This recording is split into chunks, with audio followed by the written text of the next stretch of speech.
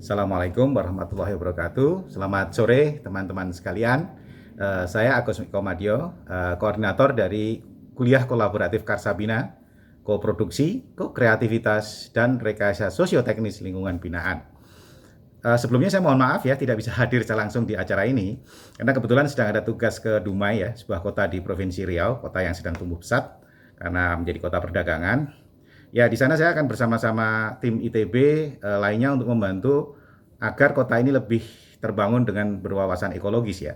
Nah, kami mulai dengan mengembangkan pertanian terpadu lewat instalasi sampah oleh teknologi yang dikembangkan oleh peneliti kita Pak Zainal Abidin yang namanya teknologinya namanya Masaro ya.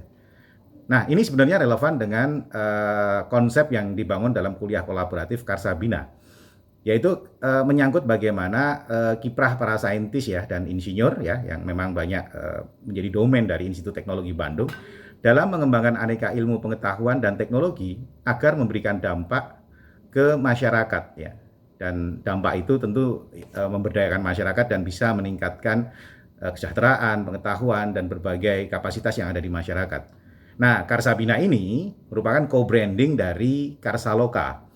Karsaloka sendiri merupakan kegiatan dari LPPM ITB ya, dan di sini saya terima kasih kepada Pak Denny Willy ya sebagai pemerakarsa atas support dan diskusi intensifnya ya. Jadi kalau dalam diskusi saya dengan Pak Denny Willy, Karsaloka itu sebuah acara ya diselenggarakan berkala untuk menampilkan bagaimana kiprah para pegiat ya, para aktivis ya, para cendekiawan ketika terjun langsung di masyarakat ya dalam upaya pemberdayaan dan pengabdian masyarakat tentunya.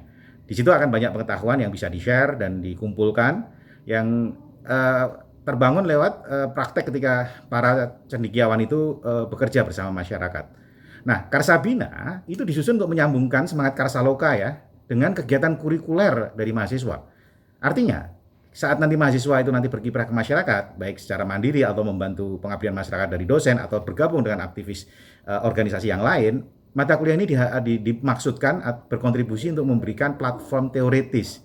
Sehingga selayaknya pengetahuan reguler di universitas, ada pengetahuan terstruktur yang di-deliver, yang disajikan ke mahasiswa, sehingga mahasiswa ketika terjun ke masyarakat itu dia tidak hanya bekerja, tapi juga belajar dan membangun pengetahuan yang bisa dipertanggungjawabkan.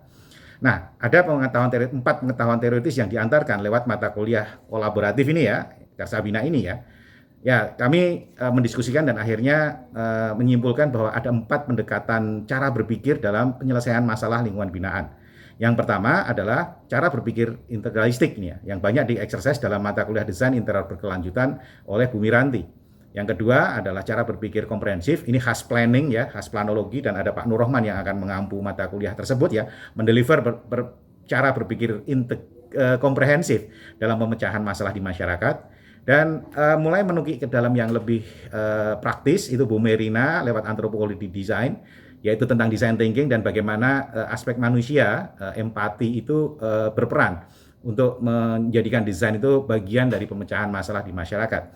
Dan saya sendiri ya, saya akan mengantarkan cara berpikir compositing dan framing.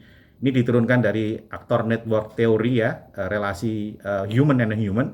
Sehingga ketika mendesain atau sebuah desain lingkungan binaan itu diarahkan bukan sekedar bermain bentuk dan ruang as non-human, tetapi juga bagaimana membangun relasinya dengan masyarakat. Sehingga desain itu dilihat bukan hanya bentuk, tetapi dampaknya kepada masyarakat. Karena itu, ya, tagline untuk Karsabina adalah berpikir multi perspektif dalam pemecahan masalah lingkungan binaan. Berpikir multi perspektif ini menjadi penting, ya, karena dunia sosial itu adalah dunia yang rumit, ya, dunia yang sangat kompleks. Dan cara berpikir saintis atau engineering yang cenderung kaku, yang memang lab, ya, khas studio, itu tidak akan memadai jika kita berhadapan dengan dunia sosial yang begitu cair.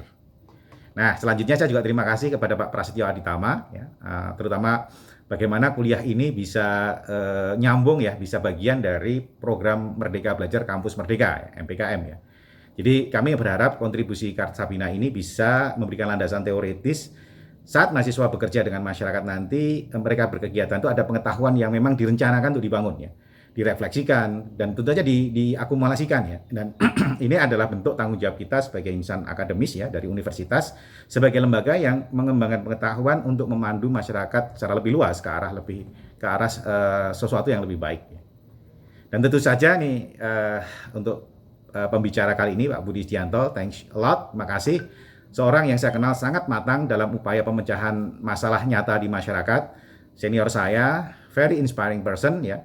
Dan dalam diskusi kami dengan beliau, saya punya suatu formula tentang kedaulatan pengetahuan dan dampaknya buat masyarakat.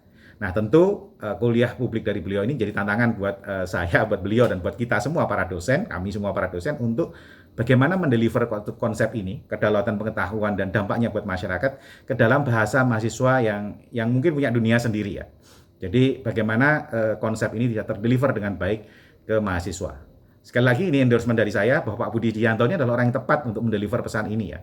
Semangat beliau, spirit beliau itu menginspirasi saya, dan saya harap juga mahasiswa-mahasiswa para terinspirasi oleh beliau, sehingga ketika nanti bergaul di masyarakat itu bisa lentur, bisa berpikir lebih komprehensif, bisa berpikir lebih dalam, sehingga ketika kita bekerja dengan masyarakat sebetulnya itu adalah upaya spiritual kita untuk menjalani tanggung jawab kita sebagai makhluk Tuhan, makhluk yang diberi berbagai kelebihan untuk bersama-sama dengan masyarakat yang lain lewat pengetahuan dan teknologi kita maju bersama-sama, bahagia bersama-sama, dan sejahtera bersama-sama ya. Dan sekian dari saya, selamat belajar, semoga terinspirasi oleh Pak Budi Setianto. Assalamualaikum warahmatullahi wabarakatuh.